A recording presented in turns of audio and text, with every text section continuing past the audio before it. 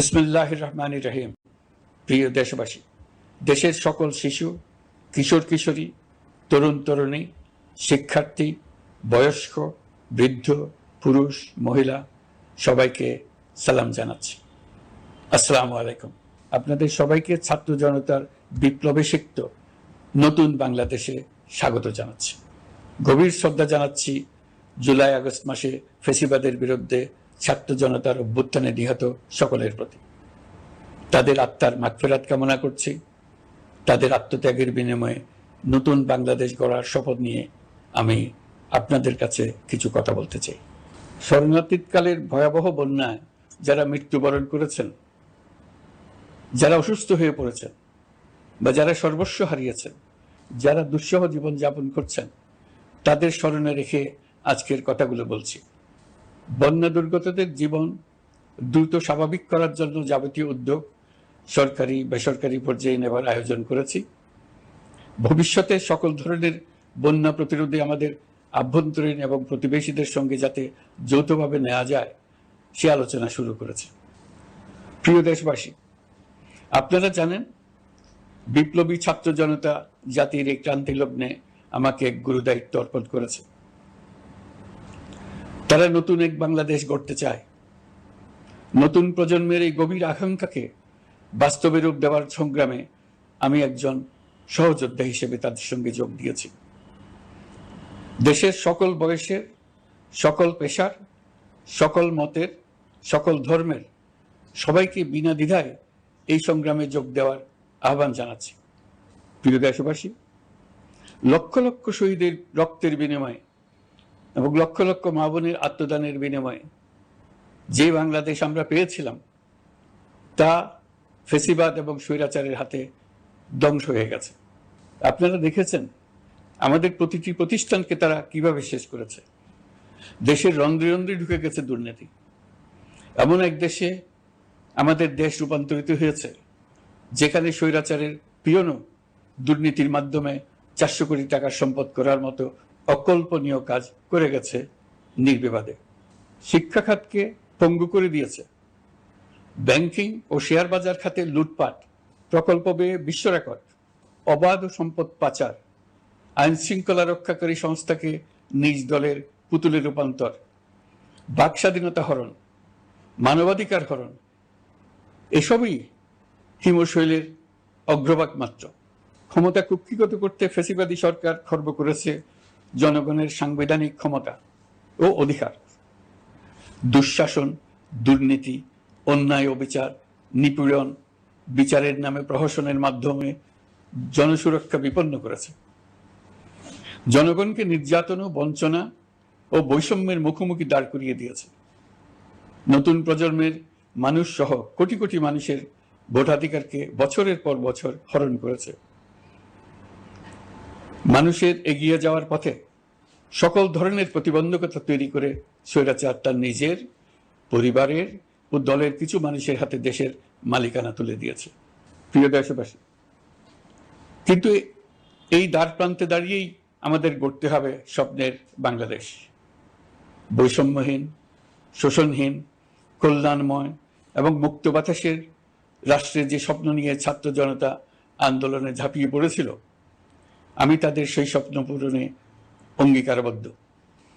আপনাদের সবাইকে এই শুভলগ্নে তাদের স্বপ্ন পূরণে সমস্ত শক্তি নিয়ে এগিয়ে আসার আহ্বান জানাচ্ছি।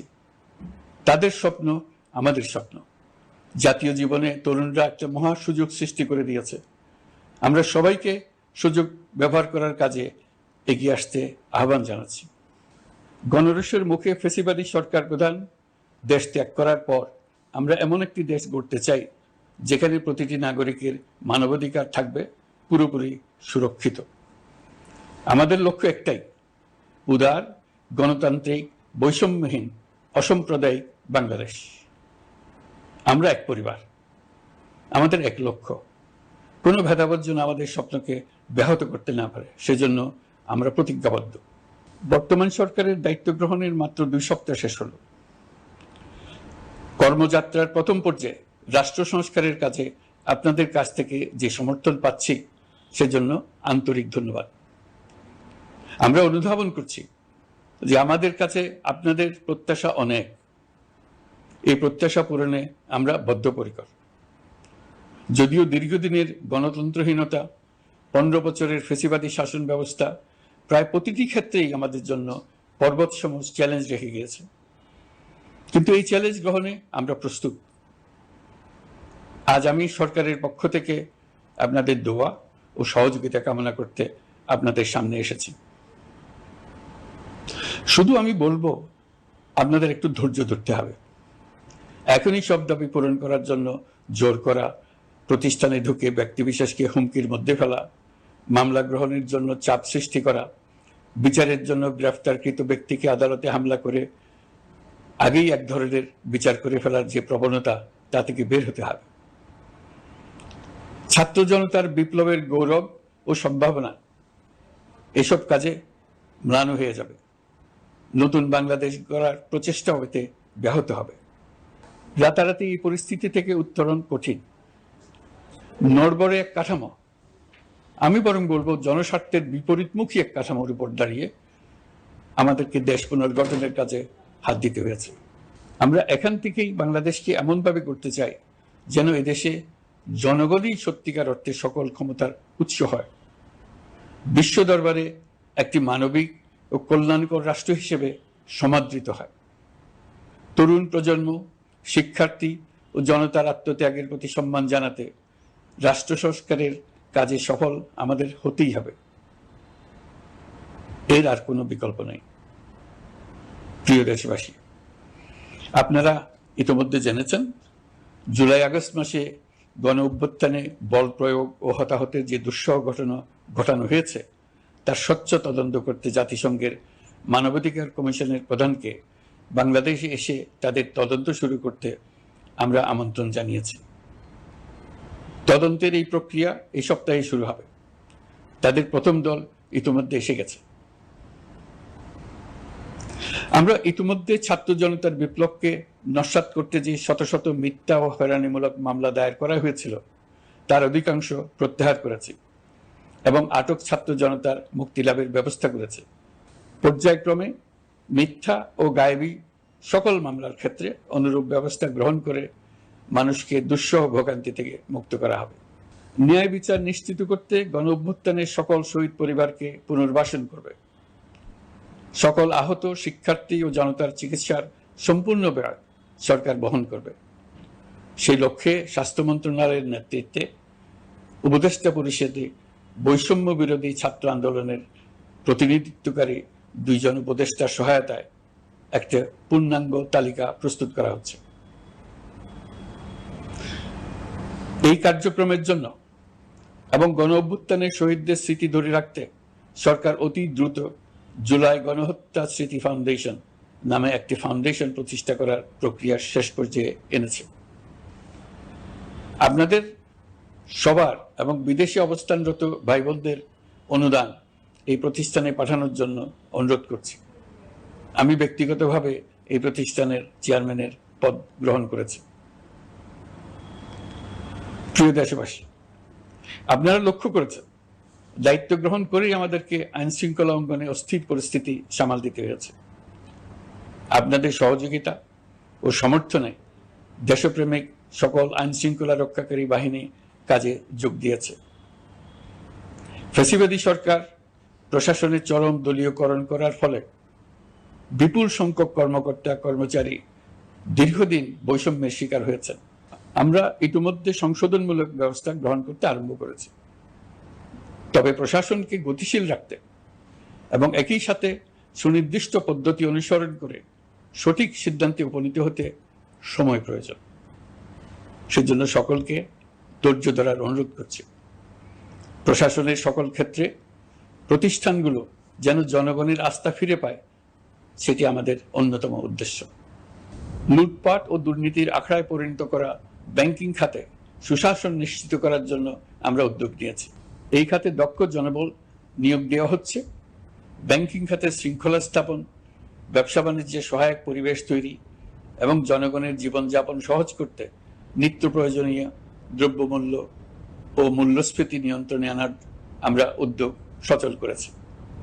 ব্যাংকিং খাতে দীর্ঘমেয়াদী সংস্কারের জন্য ব্যাংক কমিশন গঠন করা হবে।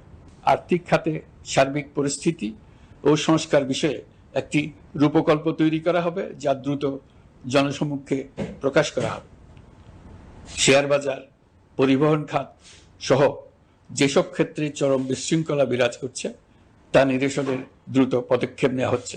বিচার বিভাগকে দুর্নীতি ও দলীয় প্রভাব মুক্ত করতে কার্যক্রম শুরু হয়েছে। একটি সুনির্দিষ্ট প্রক্রিয়ার মধ্য দিয়ে বিচার বিভাগের স্বাধীনতা ও জবাবদিহিতা নিশ্চিত করার উদ্যোগ নেওয়া হয়েছে। ফ্যাসিবাদী সরকারের বিচার বহির্ভূত হত্যাকাণ্ড, গুম, খুন, অপহরণ এবং আয়নাঘরের মতো চরম ঘৃণ্য সকল অপকর্মের ন্যায় বিচার নিশ্চিত করা হবে। এসব অপকর্মের সঙ্গে জড়িত সকলের বিচার নিশ্চিত করা হবে। তালিকা প্রস্তুত করে মিথ্যা মামলা প্রত্যাহার করা হবে। দুর্নীতি ও সম্পদ পাচারের বিচার করা হবে। আইন শৃঙ্খলার ক্ষেত্রে জনমুখী ও দলীয় প্রভাবমুক্ত জবাবদিহিমূলক কাঠামো সৃষ্টির লক্ষ্যে পুলিশ কমিশন গঠন করা হবে। জাতিসংঘের তদন্ত প্রতিবেদন, দায়িত্বপ্রাপ্ত সকল সংস্থা ও জনগণের সাথে মত বিনিময়ের মাধ্যমে কমিশনের নেতৃত্বে প্রয়োজনীয় সংস্কার করা হবে। বাংলাদেশকে আর কোনোদিন কেউ যেন কোনো পুলিশি রাষ্ট্রে পরিণত করতে না পারে তার ব্যবস্থা করা হবে। তথ্যের অবাধ প্রবাহ ও গণমাধ্যমের স্বাধীনতা নিশ্চিত করা হবে। ফ্যাসিবাদী সরকার গণমাধ্যমের উপরও দলীয়করণ ও নির্যাতনের বোঝা চাপিয়েছিল। জনগণের তথ্যের অধিকার নিশ্চিত করতে আমরা প্রতিশ্রুতিবদ্ধ। তথ্যের প্রবাহে বিদ্যমান আইনি ও অন্যান্য বাধা অপসারণ করা হবে।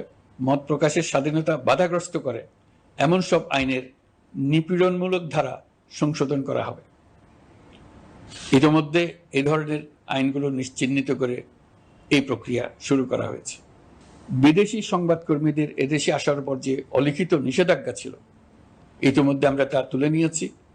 বিদেশি সাংবাদিকদের দ্রুত ভিসা দিতে সংশ্লিষ্ট কর্মকর্তাদের নির্দেশ দেওয়া হয়েছে। আমরা আশা করি পরিবর্তিত পরিস্থিতিতে গণমাধ্যম কর্মীরা নিরপেক্ষ সাংবাদিকতা চালিয়ে যাবেন। শিক্ষাক্ষেত্রে চরম নৈরাজ্য প্রতিষ্ঠিত করে গেছে বিগত সরকার। আমরা তার পূর্ণাঙ্গ সংস্কারের উদ্যোগ নেব। এটা আমাদের অন্যতম অগ্রাধিকার। আপনারা জানেন, দায়িত্ব গ্রহণের পর দ্রুততম সময়ের মধ্যে সকল শিক্ষা প্রতিষ্ঠান খুলে দেওয়া হয়েছে। শিক্ষার্থীদের জন্য সৃজনশীল, নিরাপদ ও ভীতিমুক্ত পরিবেশ নিশ্চিত করা আমাদের অঙ্গীকার। একই সাথে পাঠ্যক্রমকে যুগোপযোগী করার কাজও দ্রুত শুরু করা হবে। গণতন্ত্রকে সুসংহত করতে স্থানীয় সরকার প্রতিষ্ঠানগুলোকে শক্তিশালী করা হবে এবং ক্ষমতার বিকেন্দ্রীকরণ নিশ্চিত করা হবে। ছাত্র জনতার গণঅভ্যুত্থানকে সফল পরিণতি দিতে প্রশাসন, বিচার বিভাগ, নির্বাচন কমিশন ও নির্বাচনী ব্যবস্থা, আইন শৃঙ্খলা খাত এবং তথ্য প্রবাহে প্রয়োজনীয় সংস্কার সম্পূর্ণ করে অবাধ ও সুষ্ঠু অংশগ্রহণমূলক নির্বাচন আয়োজন করা হবে। এর লক্ষ্য হবে দুর্নীতি, লুটপাট, গণহত্যার বিরুদ্ধে একটি জবাবদিহিতামূলক রাজনৈতিক বন্দোবস্তের সূচনা। বর্তমান সরকার দুর্নীতির বিরুদ্ধে স্পষ্ট অবস্থান গ্রহণ করেছে। আমাদের সকল উপদেষ্টা দ্রুততম সময়ের মধ্যে তাদের সম্পদের বিবরণ প্রকাশ করবেন। পর্যায়ক্রমে এটা সকল সরকারি কর্মকর্তাদের ক্ষেত্রেও নিয়মিত এবং বাধ্যতামূলক করা হবে। রাষ্ট্রীয় পর্যায়ে দুর্নীতির বিরুদ্ধে ব্যবস্থা গ্রহণে সংবিধানের ৭৭ অনুচ্ছেদে প্রতিশ্রুত ন্যায়পাল নিয়োগে অধ্যাদেশ প্রণয়ন করা হবে। এবার কৃষি খাতের কথা একটু বলে। কৃষি নির্ভর বাংলাদেশে কৃষকের স্বার্থ যেন সুরক্ষিত থাকে, কৃষক যেন তার উৎপাদিত পণ্যের ন্যায্য মূল্য পায়, তা নিশ্চিত করা হবে। প্রবাসী শ্রমিকরা যেভাবে বৈষম্য বিরোধী ছাত্র জনতার আন্দোলনকে সমর্থন দিয়েছে, মুক্তিকামী জনগণ তা কৃতজ্ঞ চিত্তে স্মরণ করে। তাদের প্রতি সকল পর্যায়ে সম্মানজনক আচরণ নিশ্চিত করা হবে। বাংলাদেশের স্বাস্থ্য খাত অন্যতম দুর্নীতিগ্রস্ত খাত। জনগণের জন্য পর্যাপ্ত স্বাস্থ্যসেবা নিশ্চিত করার লক্ষ্যে স্বাস্থ্য খাতে প্রয়োজনীয় সংস্কার করা হবে। এই খাতে সংশ্লিষ্ট সকলকে জবাবদিহিতার আওতায় আনা হবে। হাসপাতালগুলোকে আধুনিকায়নের উদ্যোগ নেওয়া হবে এবং সেখানে সরকারি ডাক্তার সহ বিশেষজ্ঞদের নিয়মিত উপস্থিতি নিশ্চিত করা হবে। স্বাস্থ্যসেবা যাতে নির্দিষ্ট কিছু অঞ্চলে কেন্দ্রীভূত না থাকে, দেশের সব অঞ্চলের মানুষ সমান স্বাস্থ্যসেবা পায়, সে লক্ষ্যে প্রয়োজনীয় উদ্যোগ নিতে আমরা বদ্ধপরিকর। বর্তমান প্রজন্ম অনেক বেশি সচেতন। বিশ্বের বিভিন্ন প্রান্তে ঘটে যাওয়া পরিবর্তন বিষয়ে তারা ওয়াকিবহাল শুধু নয়, তারা নেতৃত্ব দিচ্ছে। তারা যে উন্নয়নের স্বপ্ন দেখে তা টেকসই এবং পরিবেশ বান্ধব, প্রকৃতি ধ্বংসকারী উন্নয়ন নয়। শুধু জিডিপি একটি দেশের উন্নয়নের মাপকাঠি হতে পারে না। নদী, নালা, খাল, বিল, পাহাড়, বন, মাটি আর বাতাস ধ্বংস আর দূষিত করে যে উন্নয়ন হয় তা দীর্ঘমেয়াদী, টেকসই নয়। জীবাশ্ম জ্বালানির বিরুদ্ধে পরিবেশবাদীদের সাথে আমাদের সরকারের অবস্থান সামঞ্জস্যপূর্ণ। জলবায়ু পরিবর্তন রোধ করতে এবং আগামী প্রজন্মের জন্য সুস্থ একটা পৃথিবী রেখে যেতে কার্বন নিঃসরণ শূন্যের কোটায় নামিয়ে আনার বিকল্প নেই। আমাদের সরকার পরিবেশ ও জলবায়ু রক্ষায় সর্বোচ্চ গুরুত্ব দেবে। এই কার্যক্রমে তরুণ সম্প্রদায়কে সম্পৃক্ত করা হবে। ইতোমধ্যে বিভিন্ন রাষ্ট্র ও জাতিসংঘ বর্তমান সরকারের কর্মসূচির প্রতি সমর্থন ব্যক্ত করেছে। আমরা সকল রাষ্ট্রের সাথে বন্ধুত্বপূর্ণ সম্পর্ক বজায় রাখব। আমাদের পররাষ্ট্রনীতির ভিত্তি হবে পারস্পরিক আস্থা, বিশ্বাস ও সহযোগিতা। আমরা মানবাধিকার আইন সহ সকল আন্তর্জাতিক আইনের প্রতি শ্রদ্ধাশীল। আমাদের পক্ষ থেকে গুম বিষয়ক আন্তর্জাতিক চুক্তির পক্ষরাষ্ট্র হওয়া সহ বিভিন্ন পদক্ষেপ নেওয়া হয়েছে। ইতিমধ্যে পক্ষভুক্ত এমন সকল আঞ্চলিক ও দ্বিপাক্ষিক চুক্তি ও সমঝোতা বাস্তবায়ন করে যাব। আমাদের সরকার রোহিঙ্গা সমস্যার বাস্তবসম্মত সমাধানের লক্ষ্যে আন্তর্জাতিক সম্প্রদায়ের সাথে কাজ করে যাবে। আমরা জাতীয় ঐক্যে বিশ্বাসী। প্রয়োজনীয় সংস্কারের লক্ষ্যে রাজনৈতিক ঐক্যের মধ্য দিয়ে নিশ্চিত করা হবে নারী, শিশু, প্রতিবন্ধী, ধর্মীয় সংখ্যালঘু, আদিবাসী সকলেই এদেশের নাগরিক এবং সমান আইনের সুরক্ষার অধিকারী। তাদের সকলের মানবিক অধিকার সহ অন্যান্য সকল অধিকার নিশ্চিত করার উদ্যোগ নেওয়া হবে। এই জন্য আমি উপদেষ্টা পদমর্যাদা সম্পন্ন একজন বিশেষ সহকারী নিয়োগ দিয়েছি, যার দায়িত্ব হবে জাতীয় সংহতি উন্নয়ন। বন্যা কবলিত এলাকার সকল মানুষের দুর্ভোগ লাঘবে সরকার সঠিক সহায়তা দেওয়ার জন্য সরকারের যত কার্যক্রম আছে তাদের সচল করেছে। ইতিমধ্যে উপদেষ্টাবৃন্দ বিভিন্ন এলাকার দায়িত্ব নিয়ে এলাকায় গেছেন। আমার কার্যালয়ে একটা নিয়ন্ত্রণ কক্ষ স্থাপন করা হয়েছে। বন্যা পরবর্তী কার্যক্রম নেওয়া হয়েছে। ভবিষ্যতে বন্যা নিয়ন্ত্রণের জন্য করণীয় কি স্থির করার জন্য পদক্ষেপ নেওয়া হচ্ছে। দেশপ্রেমিক সেনাবাহিনী, পুলিশ, বিজিবি, র্যাবকে গুম নির্যাতনের কাজে লাগিয়ে তাদের কলঙ্কিত করা হয়েছে। তারা দেশের গৌরব। তাদেরও কিছু অতি উৎসাহী সদস্যের কারণে পুরো বাহিনীকে আমরা কলঙ্কিত দেখতে চাই না। আমরা অপরাধীদের চিহ্নিত করতে চাই এবং তাদের শাস্তি দিতে চাই, যেন ভবিষ্যতে কারো হুকুমে দেশপ্রেমিক কোনো বাহিনীর, পুলিশের, র্যাবের কোনো সদস্য হত্যাকাণ্ড, গুম ও অত্যাচারে জড়িত হওয়ার সাহস না করে। তাদের কাছে হুকুম যত বড় কর্তৃপক্ষের কাছ থেকে আসুক না কেন, তারা তা উপেক্ষা করবে।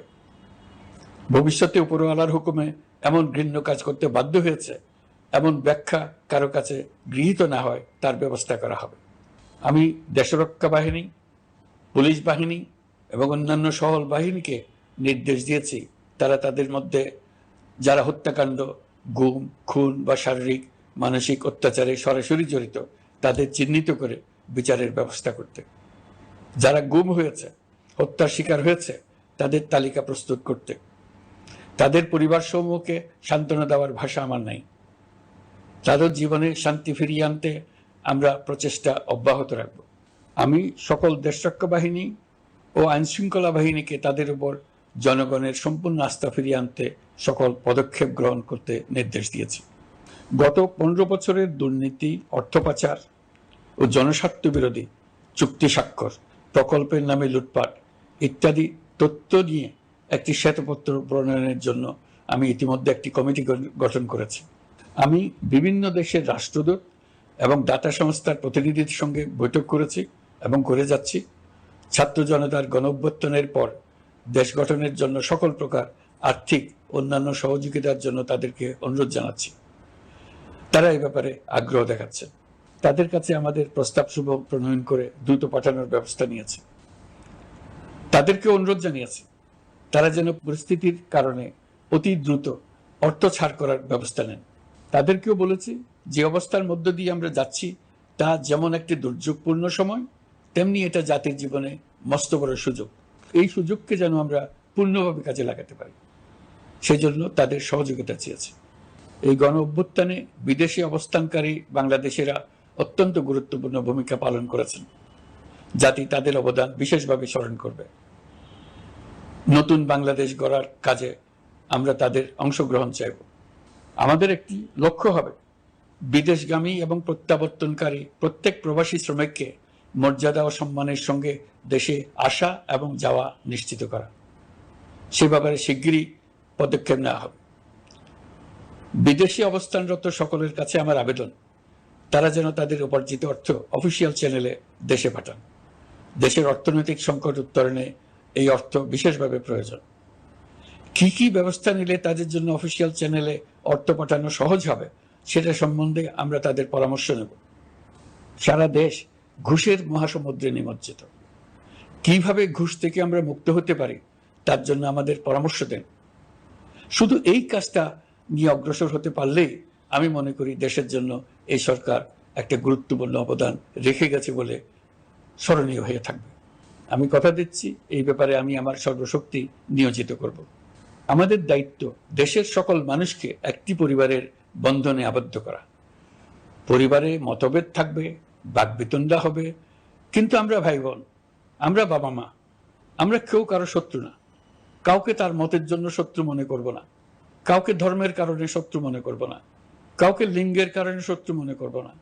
আমরা সবাই সমান, কেউ কারো উপরে, কেউ কারো নিচে না। এই ধারণা আমরা জাতীয় জীবনের সর্বক্ষেত্রে প্রতিষ্ঠিত করতে চাই। একটা বিশেষ ব্যাপারে আমরা আপনাদের সহযোগিতা চাচ্ছি। আমাদের দায়িত্ব গ্রহণের পর থেকে প্রতিদিন সচিবালয়ে, আমার অফিসের আশেপাশে, শহরের বিভিন্ন স্থানে সমাবেশ করা হচ্ছে। গত 16 বছরের অনেক দুঃখ কষ্ট আপনাদের জমা আছে, সেটা আমরা বুঝি। আমাদের যদি কাজ করতে না দেন তাহলে দুঃখ ঘোচানোর সকল পথ বন্ধ হয়ে যাবে। আপনাদের কাছে একান্ত অনুরোধ, আমাদের কাজ করতে দেন। আপনাদের যা চাওয়া তা লিখিতভাবে আমাদেরকে দিয়ে যান। আমরা আপনাদের বিপক্ষ দল নয়। আইনসঙ্গতভাবে যা কিছু করার আছে আমরা অবশ্যই তা করব, কিন্তু আমাদেরকে ঘেরাও করে এই গুরুত্বপূর্ণ দিনগুলোতে আমাদের কাজে বাধা দেবেন না। সবাই মিলে তাদের বোঝান, তারা যেন এই সময়ে তাদের অভিযোগের প্রতি দৃষ্টি আকর্ষণের জন্য আমাদের দৈনন্দিন গুরুত্বপূর্ণ কাজে বাধা না দেন। একটা বিষয়ে সবাই জানতে আগ্রহী, কখন আমাদের সরকার বিদায় নেবে। এটার জবাব আপনাদের হাতে। কখন আপনারা আমাদেরকে বিদায় দেবেন? আমরা কেউ দেশ শাসনের মানুষ নই। আমাদের নিজ নিজ পেশায় আমরা আনন্দ পাই। দেশের সংকটকালে ছাত্রদের আহ্বানে আমরা এই দায়িত্ব গ্রহণ করেছি। আমরা সমস্ত শক্তি দিয়ে এই দায়িত্ব পালন করব। আমাদের উপদেষ্টা মণ্ডলীও এই লক্ষ্যে উদ্বুদ্ধ হয়ে সবাই মিলে একটা টিম হিসেবে কাজ করে যাচ্ছি। কখন নির্বাচন হবে সেটা সম্পূর্ণ রাজনৈতিক সিদ্ধান্ত, আমাদের সিদ্ধান্ত নয়। দেশবাসীকে ঠিক করতে হবে আপনারা কখন আমাদেরকে ছেড়ে দেবেন। আমরা ছাত্রদের আহ্বানে এসেছি, তারা আমাদের প্রাথমিক নিয়োগকর্তা। দেশের আপামর জনসাধারণ আমাদের নিয়োগ সমর্থন করেছে। আমরা ক্রমাগতভাবে সবাইকে বিষয়টি স্মরণ করিয়ে যাব, যাতে হঠাৎ করে এই প্রশ্ন উত্থাপিত না হয় আমরা কখন যাব। তারা যখনই বলবে আমরা চলে যাব। আমরা সংস্কারের অংশ হিসেবে নির্বাচন কমিশনকেও সংস্কার করব। কমিশনকে যে কোনো সময় আদর্শ নির্বাচনের জন্য প্রস্তুত রাখব। আমরা বিভিন্ন সংস্কারের কাজ শুরু করেছি। দেশবাসীকে অনুরোধ করব একটা আলোচনা শুরু করতে। আমরা সর্বনিম্ন কি কি কাজ সম্পূর্ণ করে যাব, কি কি কাজ মোটামুটি করে গেলে হবে। এই আলোচনার মাধ্যমে আমরা একটা দিক নির্দেশনা পেতে পারি। তবে চূড়ান্ত সিদ্ধান্ত রাজনৈতিক সিদ্ধান্ত, সেটা রাজনৈতিক আলোচনা থেকেই আসবে। এই দিক নির্দেশনা না পেলে আমরা দাতা সরকার এবং আন্তর্জাতিক অর্থনৈতিক প্রতিষ্ঠানসমূহের সঙ্গে আলোচনায় দৃঢ়তার সঙ্গে অগ্রসর হতে পারছি না। আমি নিশ্চয়তা দিচ্ছি, আমরা আমাদের পক্ষ থেকে মেয়াদ বৃদ্ধির কোনো প্রশ্ন তুলব না। আমরা আপনাদের সকলের দোয়া চাই।